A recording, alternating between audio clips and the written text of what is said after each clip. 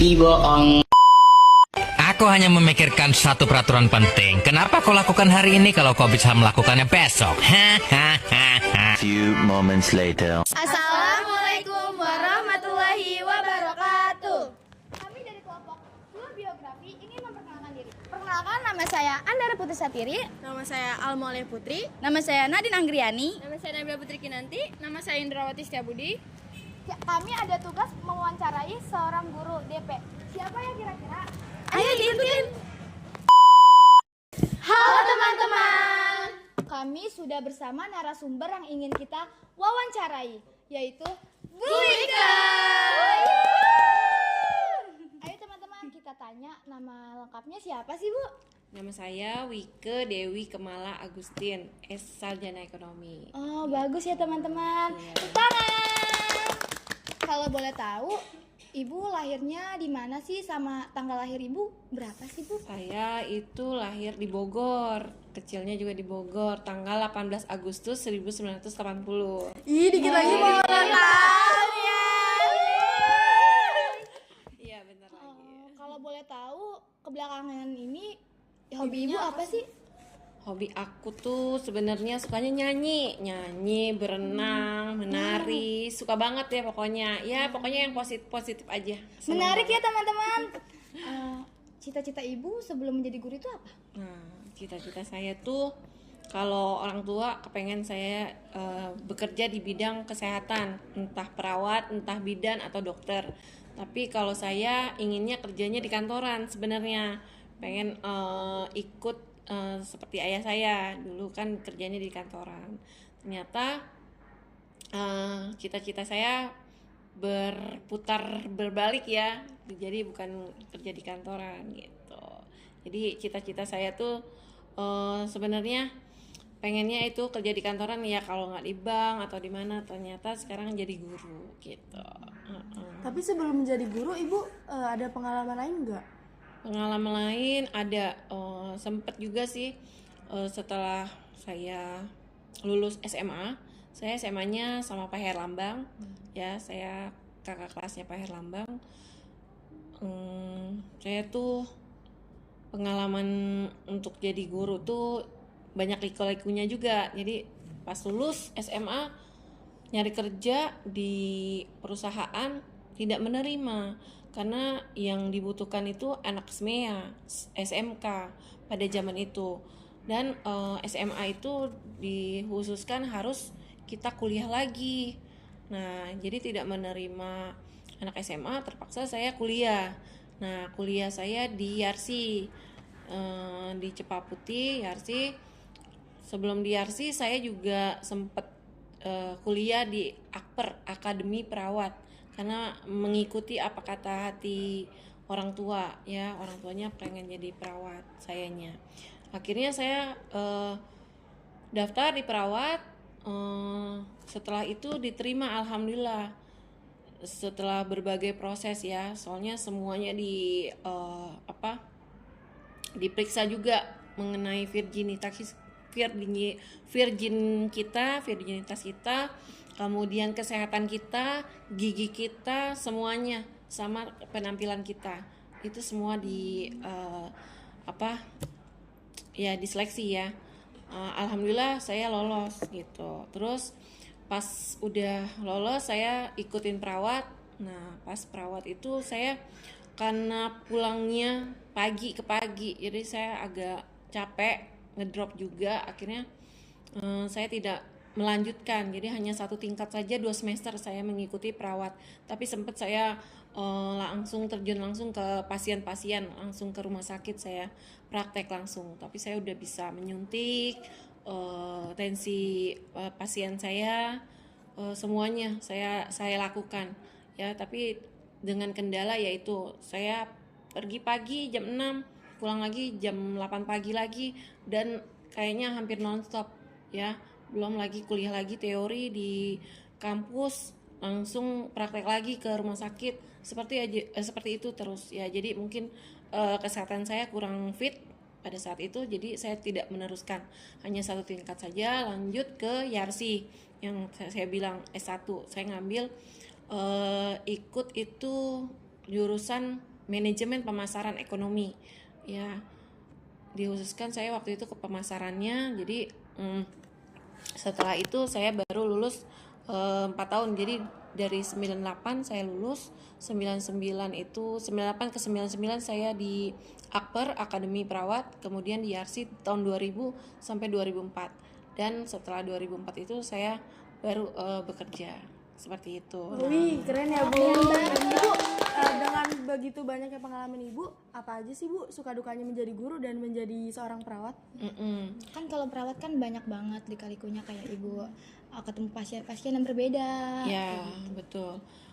Pada saat saya sudah lulus ya S1 saya menggeluti dunia pekerjaan ya. Saya kasih lamaran ke setiap tempat. Saya cari-cari. Nah, pas lagi saya karena kepengen banget kerja, ada di koran tuh suka ada lowongan kerja. Saya datengin, saya pengen tahu. Oh, ternyata itu saya jadi sales, harus jadi sales. Nah, saya pengen tahu sales itu kayak gimana sih. Nah, akhirnya saya mengikuti sehari untuk jadi sales. Nah, alhamdulillah ya apa ya, ada sisi pembelajarannya, ilmunya saya tangkap dari situ karena sesuai sama background saya S1 pemasaran.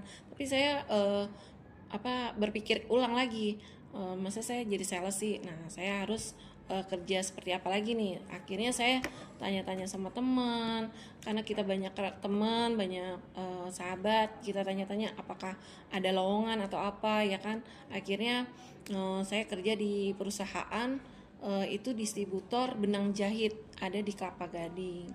Dan saya menggeluti di sana hanya sebulan apa berapa bulan ya, pokoknya nggak sampai setahun. Itu sama orang Korea ya. Terus pas gitu saya sebagai marketingnya. Ya, setelah saya memasuki dunia kerja di bidang marketing, di bidang jahit, lanjut saya karena kurang srek dengan bos saya. Maksudnya bukan kurang srek atau gimana ya, karena dengan salary saya yang kurang. Akhirnya saya kerja membantu teman saya di sekolahan, membantu teman saya untuk menggantikan dia cuti.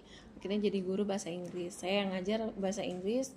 Kemudian setelah saya ngajar bahasa Inggris karena tidak sesuai background, saya akhirnya mencari sekolahan yang memang sesuai background saya, ekonomi. Akhirnya menemukan SMK Dinamika Pembangunan 2 ini. Dan saya sekarang sudah 16 tahun di sini. Keren ya. Begitu banyak pengalaman Ibu yang belum pernah kita rasakan. Iya. Ada yang mau nanya tentang saya kuliah? Iya. Waktu lagi saya kuliah itu pas lagi lulus itu, kita lulusnya karena saya nggak dapat negeri. Waktu itu kan ada ujian UMPTN namanya, bukan SPTN ya. Namanya UMPTN. Nah, pas lagi saya pilih kampus itu tidak ada yang nyangkut di saya. Akhirnya saya ngambil yang kesehatan masyarakat yang D3 di UI. Ternyata itu juga tidak lolos. Akhirnya saya karena tadi saya bilang orang tua saya pengen di bidang kesehatan. Akhirnya saya melanjutkan ngelamar di Universitas Muhammadiyah waktu itu, bidang kesehatan juga tentang gizi. Tapi karena saya lupa kalau jadwal udah daftar tapi lupa jadwal ujiannya itu terlewatkan, akhirnya saya tidak bisa mengikuti itu ujiannya di Universitas Muhammadiyah. Akhirnya yang tadi saya ke Akademi Perawat di Mitra Keluarga Internasional Premier. Nah, akhirnya baru saya kuliah yang swasta di Universitas Yarsi gitu, dan sekarang lulus sebagai sarjana ekonomi seperti itu. Bu, ada nggak sih motivasi untuk kita ini yang Kita kan masih pelajar ya Bu. Ada gak sih motivasi untuk kita buat kita kan pasti kan kurang percaya diri ya untuk mengambil keputusan tipsnya Iya. gitu lah Bu. Ya. Jadi motivasi kita itu harus percaya diri pertama ya, terus jangan ikut-ikutan apa kata orang, jangan juga kita terpengaruh dengan lingkungan yang tidak baik juga. Jadi harus dari diri sendiri dan tanpa ada paksaan dari orang tua juga. Karena kalau ada kayak seperti itu tadi, kayak Bu Wike pengalaman yang tadi, kita harus dipaksakan di bidang kesehatan, itu membuat kita jadi kita tidak nyaman pertama dan hanya membuang waktu saja. Karena saya merasa waktu saya terbuang setahun itu untuk perawat, padahal saya tidak menyukainya. Jadi kita harus mengikuti alur kita yang sukanya tuh apa, kepengennya di mana, motivasi kita itu yang menyenangkan kita apa. Jangan karena orang lain gitu. Nah, itulah motivasi saya. Jadi biar kita juga jadinya enak nanti kalau misalnya kita untuk kerja dan kuliah, ya pastinya kita akan nyaman seperti itu, ya. Terima kasih ya Bu untuk motivasi kita. Iya. Dan begitu banyak pengalaman yang kita ambil dari Ibu. kisahnya Bu Iya. Wike. Iya. Bu sangat keren. Keren Bu. Oke guys, jadi segitu aja wawancara dari kami. Wassalamualaikum warahmatullahi wabarakatuh. Teman-teman sudah melihat cuplikan video yang tadi. Banyak sekali ya pengalaman Bu Wike yang tidak kita ketahui. Ternyata terjun di dunia kerja itu tidak segampang itu ya, dan kita juga tidak boleh salah memilih jurusan karena itu akan mempersulit diri kita sendiri, tenaga, waktu, dan uang. Nah, dari situlah kita tidak boleh bergantung kepada orang lain atau mengikuti kata orang lain, karena yang menentukan itu semua diri kita sendiri. Sekian kesimpulan dari wawancara kita ambil yang positif dan buang yang negatif untuk memotivasi kita dalam dunia kerja dan dunia perkuliahan. Sekian dari kami. Wassalamualaikum warahmatullahi wabarakatuh. Yeay. Thank you everyone. Thank you Elmar. Go.